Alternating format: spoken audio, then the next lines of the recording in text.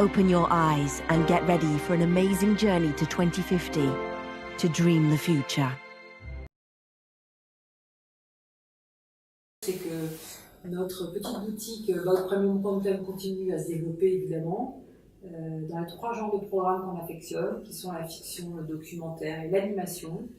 Et le futur pour nous, ça va être sans doute de faire de plus en plus de coproduction. On est en plein dedans, c'est-à-dire de vraiment shifter d'un distributeur-exportateur que nous sommes et que nous restons, mais en plus d'être coproducteur, donc d'être à l'initiative de projets, de développer des projets très tôt en partenariat avec des producteurs créatifs et de s'associer à tout le développement de leurs projets. Donc c'est ça notre plus grand axe pour le futur d'évolution. Déjà, la marque de fabrique d'APC, c'est qu'on voulait effectivement être une boutique, c'est-à-dire contrairement au supermarché, avoir effectivement une sélection assez réduite de propriétés de programmes qu'on voulait défendre, qu'on voulait afficher derrière notre label. Donc effectivement, de par notre nom, on va vraiment vers des choses que nous estimons de qualité, et ça peut être tout genre confondu. Franchement, en fiction, on fait aussi bien Keeping Face, qui est un female drama, que Valkyrian, que Tsubu, qui est un truc très sophistiqué et très original comme histoire, qu'on a fait au service de la France, qui était une comédie. Enfin, on n'a pas de genre prédéterminé. Par contre, on choisit toujours des séries qui nous semblent très qualitatives. Idem en documentaire et en animation. Donc la qualité, et puis forcément, je pense, pour être très honnête, on a tous des critères rationnels de qu'est-ce que c'est que la qualité, le budget de production, les talents qui sont associés au projet, etc. Et évidemment, il y a toujours un petit côté subjectif qui est le coup de cœur qu'on va avoir sur un projet qui va faire qu'on veut absolument l'avoir dans le line-up et qu'on veut absolument le défendre.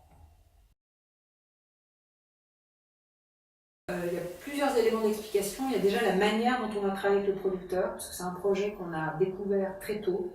Et donc, ça nous a permis de travailler avec le producteur vraiment main dans la main sur vraiment du démarrage, du développement, du financement, du marketing, des images qu'on a choisies, des titres.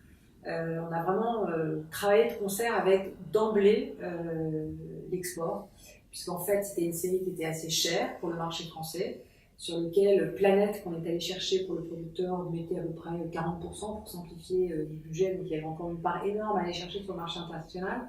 Donc du coup, nous, avec notre œil international et un peu plus commercial et marketing, on a vraiment, dès le départ, orienté et travaillé main dans la main avec le producteur pour optimiser tous ces facteurs-là. Donc ça, c'est le premier point.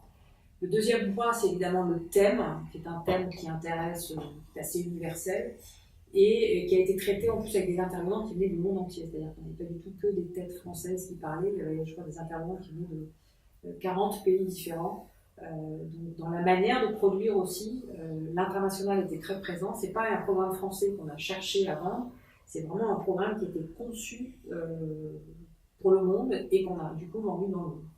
Voilà. Je suis convaincue, après il y a toujours des surprises de projets qui n'avaient pas vraiment été conçus pour le marché international. Je sais pas, je pense au Revenant, par exemple, qui a été fait pour Canal. Je ne pense pas qu'à l'époque, ils avaient en tête l'international. Et il se trouve que ça a été un grand succès international. Donc, ce n'est pas une obligation, il y a toujours des contre-exemples, mais je pense que d'avoir ça en tête dès le début optimise les chances, effectivement, de vente, c'est évident.